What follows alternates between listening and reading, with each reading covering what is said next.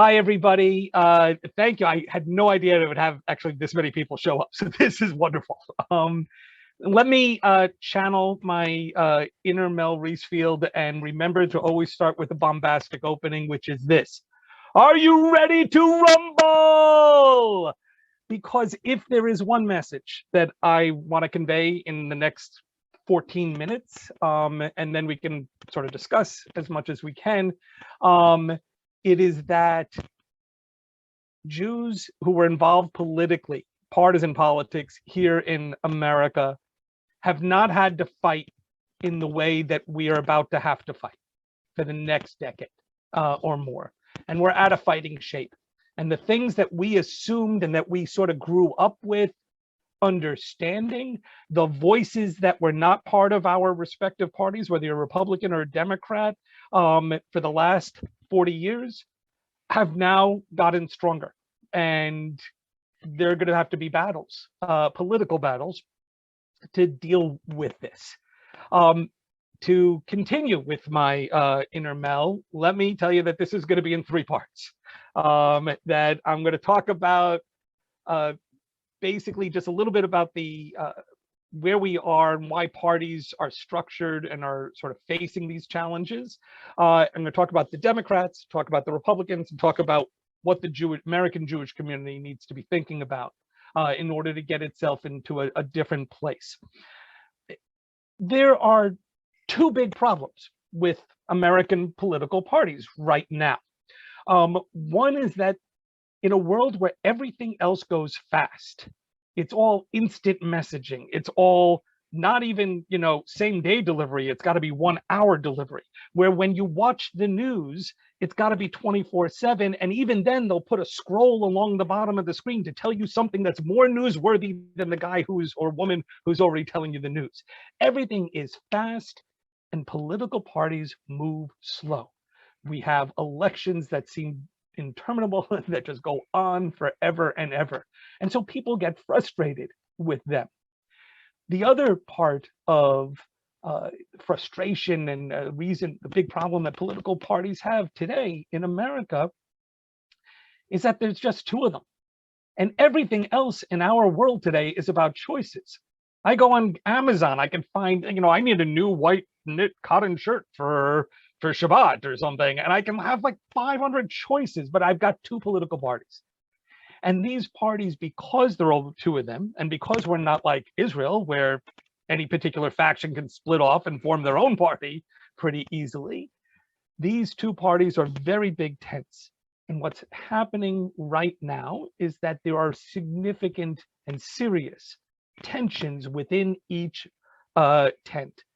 And so let me, excuse me, let me try and just go through this, and hopefully this will be a little bit interesting and for everybody here. I want to start with the Democrats.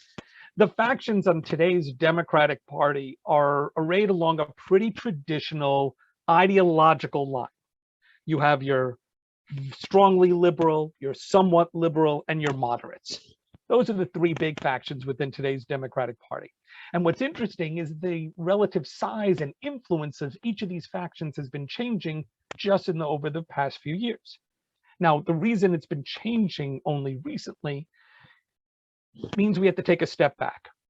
American politics goes through political eras, and these eras shape how we talk, how we think about politics. Now, for those in my generation, I'm 54, just to give myself a relative, you can compare yourselves here. Our political consciousness was shaped by the Reagan era, which basically began with his inauguration in 1981. If you came of political age somewhere since then, that has been, that sort of defined how we looked at politics. The political debates of this era were defined again by Ronald Reagan's priorities. Government was bad, taxes should be low, defense spending should be high, corporations were good, and the suburbs, not the cities, were the future. Now, it's not to say that Republicans won every election during the Reagan era. They obviously didn't. But what I am saying is that the political landscape upon which partisan battles were fought was shaped by Reagan's agenda, Reagan's vision, even after he was long gone from office. So Democrats like Bill Clinton wins, but even he's got to go up in front of the country and say the era of big government is over. The Reagan era defined how we saw the world and how we understood politics. Now, here's the thing about political eras, and you really can't get around this. By definition, they end, and they simply do not go on forever. So after about 35 years, starting around 2015 or so, the Reagan era began to come to a close. Excuse me. Consider these three developments. National strength and staying power of somebody like Bernie Sanders, an avowed democratic socialist. The demand for a $15 minimum wage. The push to legalize marijuana. They all reflect the emergence of a new political era in American politics, a progressive era, one that has begun replacing the Reagan era as the frame, the prism through which we see the world. So what does this changing political era stuff have to do with the Democrats? Well, it affects how each of these factions within the Democratic Party are growing and what kind of energy they have.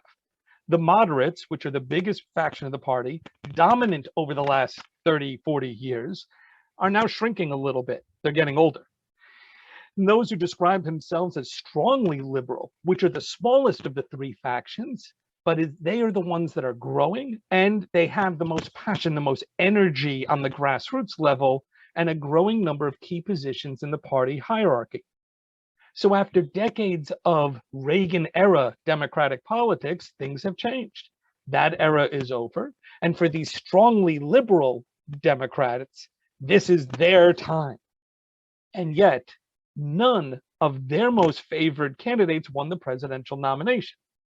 And in order to understand that, we need to think about, well, who's actually in each of these factions? The strongly liberal and even the somewhat liberal Democrats are overwhelmingly white people. Overwhelmingly, 2/3 white people. But the party as a whole is actually just a little bit more, it's like 52% white. So liberal and strongly liberal are 66% white. So the moderate wing of the Democratic Party, which we often assume and is understood to be represented by white working class Democrats, is actually much more diverse. Indeed, it's the moderate Democratic faction is actually a majority people of color, Black, Hispanic, Asian American, etc. Those are the moderate Democrats. It's not just people who look like Joe Manchin, is my point. And so these are the people who made Joe Biden the nominee, this 70-something white moderate candidate who had the support from people of color because their moderate politics reflected his politics. Now, the Pew Center in Washington did a poll this past year and said that more than 70% of American Jews support the Democratic Party. So when the party starts changing, that affects the American Jewish community. For the emerging, here are two ways in which it's really affecting the Jews. For the emerging strongly, or let me put it this way, some of the emerging strongly liberal voices within the party don't just want to criticize Israel. They're trying to leverage their power to reshape American policy towards Israel.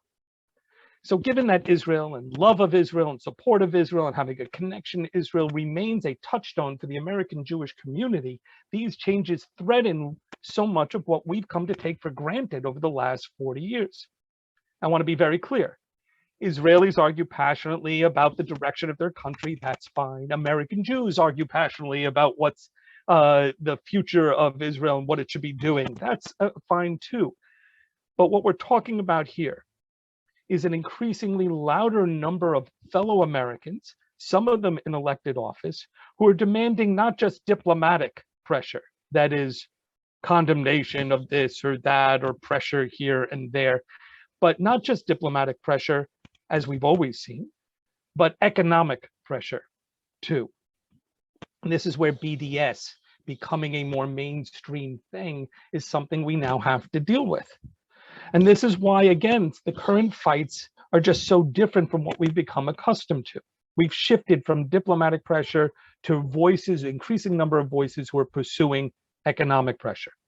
Now, a second big challenge for the Democrats is that changes in the party have made it much more comfortable for the anti-Semitism of some folks on the far left to come out of the shadows.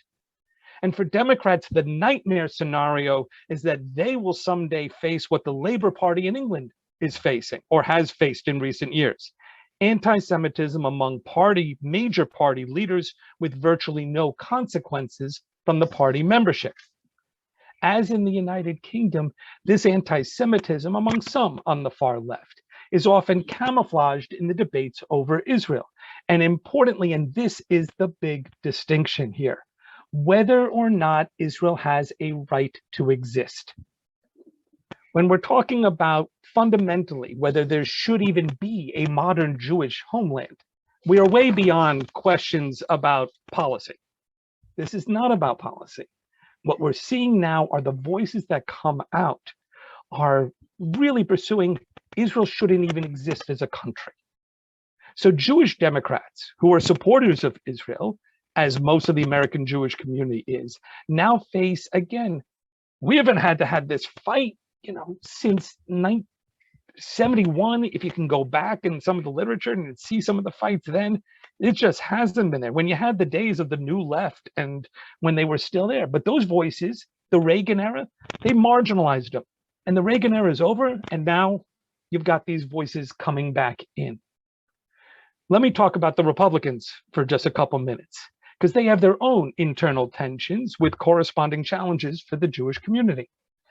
Today's GOP is no longer arrayed on the traditional ideological line with Goldwater and Reagan conservative Republicans on one side and Rockefeller and Tom Kean type moderate Republicans on the other. That construct has completely disappeared. Excuse me. Today, the Republican Party's divisions are not ideological as much as they are cultural. The questions that drive the GOP's various factions are about trust in social institutions, whether you trust government, whether you trust the news, whether you trust big business, and most importantly, whether you trust Donald Trump. Today, we live in a sort of post-Trump world. He's not in the White House, but that doesn't mean he's left the stage. And in this world, there are, depending on whose analysis you're looking at, 5 or 6 key factions within the modern Republican Party. This party is hardly monolithic, and the result is an ongoing conflict over its future. You have the Never Trumpers. They represent only about 15% of the party. The 2 biggest factions, each with about a quarter of the party membership right now, and this is according to big polls that are done and studies that have been done, you have the 2 biggest factions are those who are Trump supporters first and Republicans second. And the second group, which is about the same size, are those who are Republicans first and Trump supporters second. It's a fine distinction, but it is one that's there. Now, overall, what we've seen, again, only in the past few years, as the Reagan era has disappeared, this new progressive era has begun to change the landscape. The things we fight about are things that 15, 20 years ago, we never even thought. $15 minimum wage. I keep referring to this because it's changed the whole landscape. The ground has shifted. And so the parties have shifted. And what you have now is a Republican Party where a majority of the party would vote for Trump again. Absolutely. 34% like Trump, like what he did, we're happy with him. They'd be ready to, but they're ready to move on to a post-Trump era. And then you've got that 15% who just don't like Trump and are pretty lonely and isolated voices right now. Now, for those of us, many in the Jewish community, a silver lining of the Trump administration in those 4 years when it was in power was the very strong support of Israel, right? Lots of Jews on all parts of the ideological spectrum were happy that the U.S. Embassy was finally moved to Jerusalem. Lots of liberal Democrats had no problem with that. But a much larger majority of American Jews believe that Trump's support of Israel was overshadowed by their view of Trump's leadership and that it unleashed nefarious forces here at home. For many American Jews, the seemingly simultaneous rise in anti-Semitic incidents and the election of Trump were not coincidental. American Jews, which we all learned in Alamim and other kinds of things, the American Jews have thrived in America, right? The golden land, because we fought hard and won victories over bigotry, including quotas and restrictive housing and the so-called gentleman's agreement, which I'm making, I've 1947 Best Picture, won the Oscar, and it's about anti-Semitism. There was a response because it was a gentleman's agreement that you didn't let Jews into certain hotels. But we succeeded because we fought against them and we got past that. Mel Reisfield taught us that from Egypt to Spain to France, as Jews, the more pluralistic society, the more we thrived.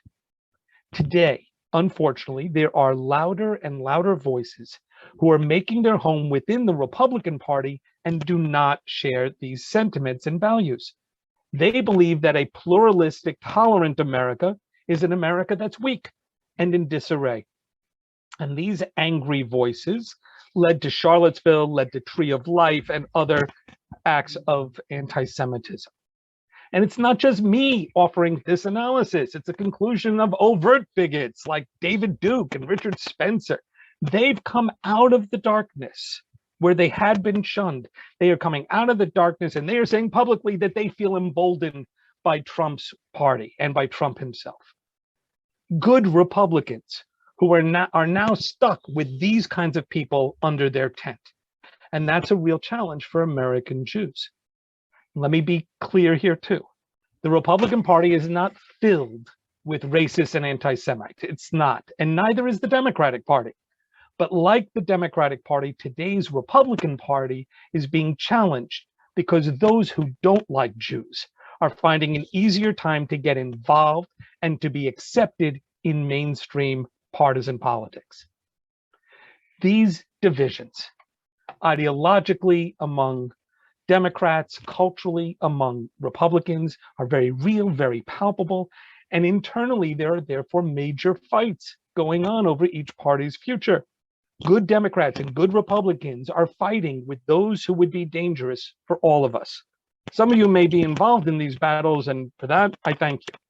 But if you're not, now it's the time to channel our inner Lo Alecha and our inner understanding of what it means to step up here. Now, 90% of more than 90% of eligible American Jews are registered to vote.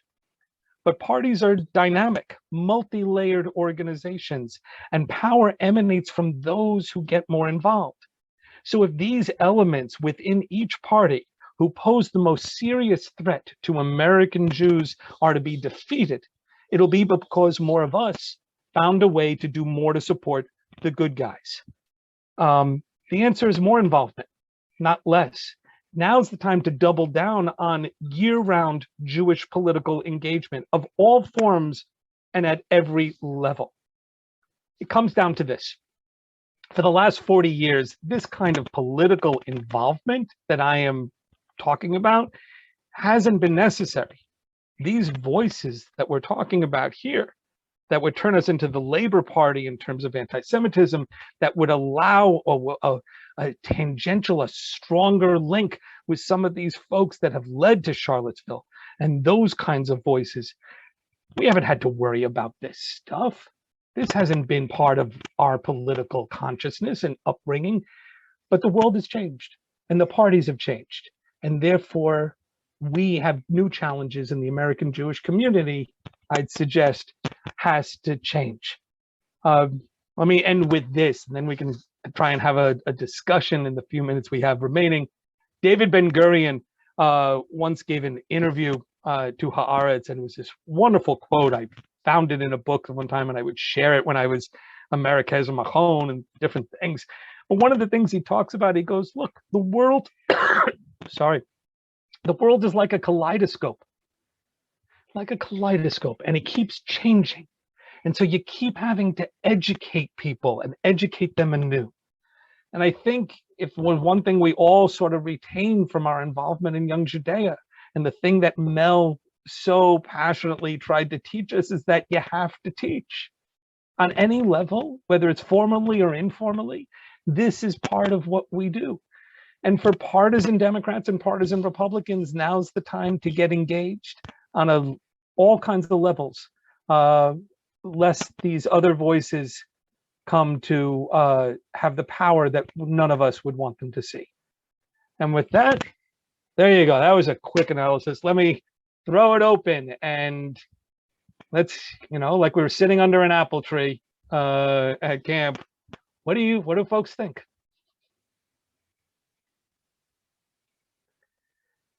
Anybody want to raise their hand? Anyone want to offer something? Yeah, Janet. Well, I just have a question from your experience. What do you think I mean, there's so many, it's hard to figure out the right way for those of us who, are not, well, who work full time, who do whatever, where to really get involved and how to do it. And I didn't know without, choosing places like it's important what you're saying, but how you really do it, how you really have your voice heard, and thoughts or suggestions from anybody here, including obviously you, would be really helpful. Sure. Okay. Let's break it into three kind of areas, sort of possible reactions. There is a monetary way, right? There are any number of groups that people can join, and people say, I write a check, I become a member, this is how I help. Whether you have mainstream traditional organizations like the ADL, the AG Congress, the AJ Committee, Hadassah, other kinds of groups, you're out there. And that limits yourself to basically writing a check. A second way is a little bit more of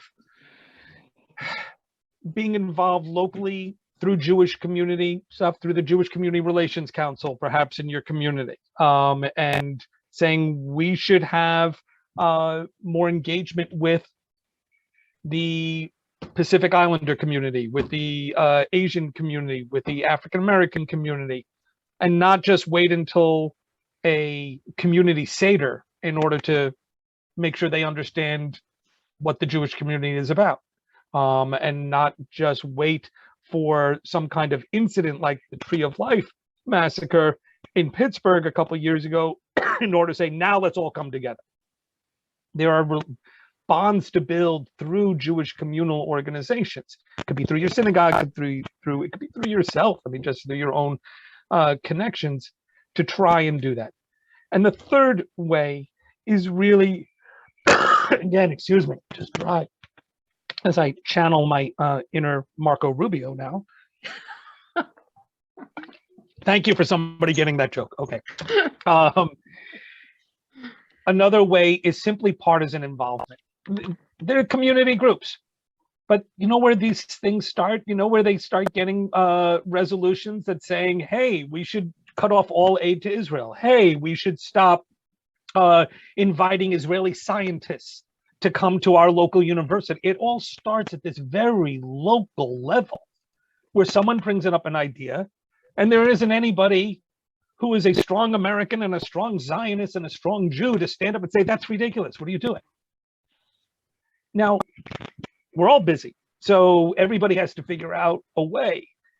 But it's become easy for us. Again, the message that I'd like to convey is that it's become easy for us in the last 40 years because nationally, all these voices were pushed to the side.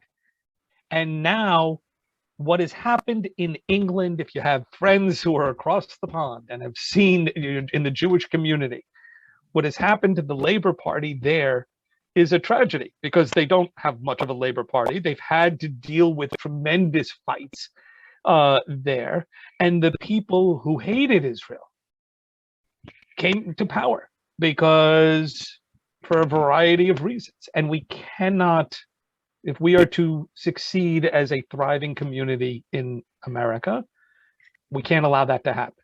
And so it just means getting involved in your local Republican club, your local Democratic club. Make sure that they know there's a voice there that says, no, we're not, somebody brings something like that up, we can't do that.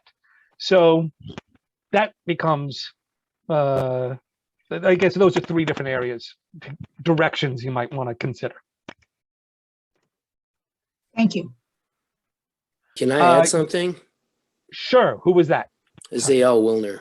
Oh, sure, y'all. And then Cindy wanted to say something in a second.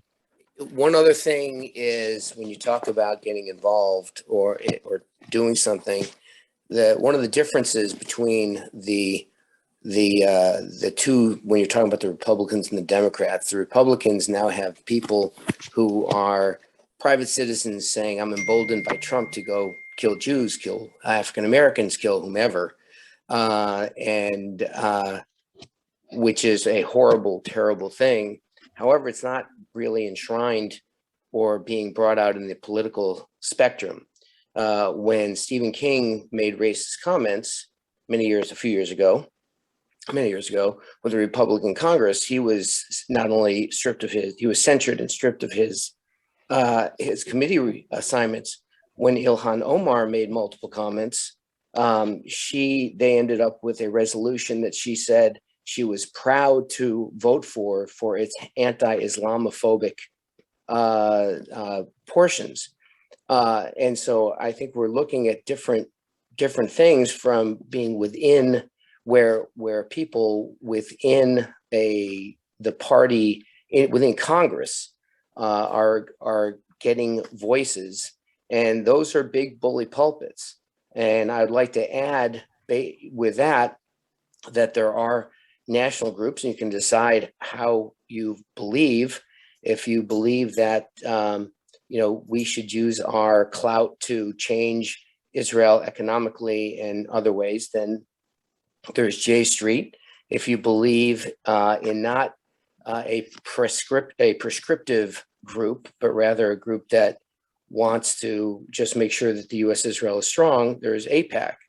And through those groups, you have an opportunity to actually speak to your local congressmen and other congressmen and senators and make an impact. So, when I went to an AIPAC conference and I was jogging around the Capitol, what was amazing to see is people actually there. They're talking to their congressmen, they're there, they're representing their views. And while this is a government of the people, for the people, by the people actually have to get up off their duff and participate. I think, Ayala, and then we're going to go to Cindy because I know she had her hand up. I think it's important to recognize what we have to start thinking about. We've grown accustomed to thinking that Congress is the only level of power in here. And that, AIPAC sends 10,000 people during policy conference to knock on, to meet with their Congress. That's great. But for those of us who were involved in Soviet Jewry and Ethiopian Jewry, we understand as well as anybody that engagement is a 365-day thing. It doesn't just end with one conference or one moment. And it certainly doesn't stop just with Congress. The people who were in Congress showed up from their county political organizations. They were mayors or council members or county commissioners, and they got there by being local town council people or on the boards of education. There are multiple levels in which voices that had previously been shunned are now getting consideration. And so, far from getting into, well, this party does this and this party does that, I am imploring, and it would try to say, I think Mel would implore us, you've got to get involved on multiple levels or understand that these things happen on multiple levels, and we have something to offer as Jews, as partisans, as patriots, as Zionists, to all of it. Cindy, you wanted to say something. Yes, thanks. First of all, Ben, thank you so much. A lot of what you said really agree, it goes along with what I was raised with. There was always discussion about politics, even when I was a young girl at home. And, it was always like, there's no choice. You might have to make a choice when you go to vote, but there's no choice. You have to vote. You have to participate in the process. And it was just, 8 years ago, or last 6 years ago in 2016, when it was a very difficult process. I remember sitting around a table for Rosh Hashanah and people were screaming at each other about who to vote for and which policies were better. It wasn't it was an emotional discussion. There was no discussion on terms of policy. And I think that's part of the problem, is that it's become a very emotional issue as opposed to one of policy. And the last thing I want to say is actually what you've said, is that I think getting involved on a local level with something that you are passionate about and that you feel you can make a difference or you feel you can add a strength to is very important. My brother taught me that. He said, remember, it rises from the bottom. It might take 16 years. It might take 8 years, but it's better to start from the bottom and to work with something that you feel that you can have an impact with. But this whole emotion, it's so emotionally driven that it's very hard I'll just walk away from conversations sometimes, because I think we just really have to, look at what we're deciding, and it's not whether, it's just really that we have to really think on a practical level, because otherwise I think we're in bigger trouble than we've ever been. Let me just give a quick reaction to what you said. Thank you, Cindy, and Eyal, thank you for what you were offering. I appreciate it. I think that the fact that America has become much more partisan, even hyper-partisan, in the last 20 years is not surprising. Every social scientist who has looked at it has found ample evidence of that. At a certain point, we can't always walk away. That's the bottom line, or else we're going to be affected by those who stay, and their voices in a political organization will be heard, because other people said, I don't want to have to go into that fight.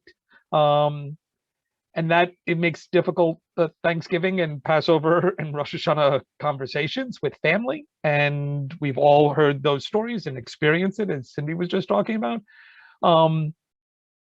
But if you feel passionately about the Democrat, this is for partisans. If you feel passionately about the Democratic Party, then you got to be engaged, so that if you disagree with Iyyun Omar, then somebody else's voice is going to be there. Otherwise, people are going to say, well, she's loud and seems to have a lot of energy, and people seem to like it. So people will talk over you, and they won't. There's not an exchange of thought. It's more like who can yell loud. That is certainly in true. a lot of cases. I'm not able to watch everybody and the chat, so I'm not sure about the whole conversation. But somebody just posted about their. They were very proud of their particular synagogue's interfaith and inter-community kinds of programming. So thank you for contributing. That just popped up on my screen. Those are things to do now.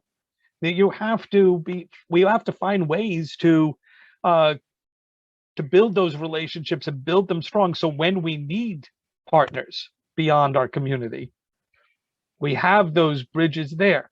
There will be moments for some who were involved in early stages of Black Lives Matter and then felt excluded once they decided to sort of have certain changes to their platform. This became part of it. There are going to be times when you have to walk away. There are going to be times when, no, we disagree on this.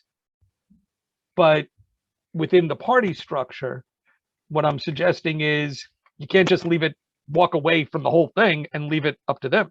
Someone's got to have to be there to say, this is where, what we believe the party should be doing. And these voices who would take us down a road, again, if you're on the Democratic side, on the Labour Party of England, and on the Republican side, voices that would encourage more intolerance rather than more tolerance, of diversity of views, of books, of other kinds of things.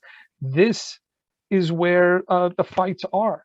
And they're going to come more and more and more over the next 25 years than we've seen in the last 25 years. And that's the nature of our changing political world in America.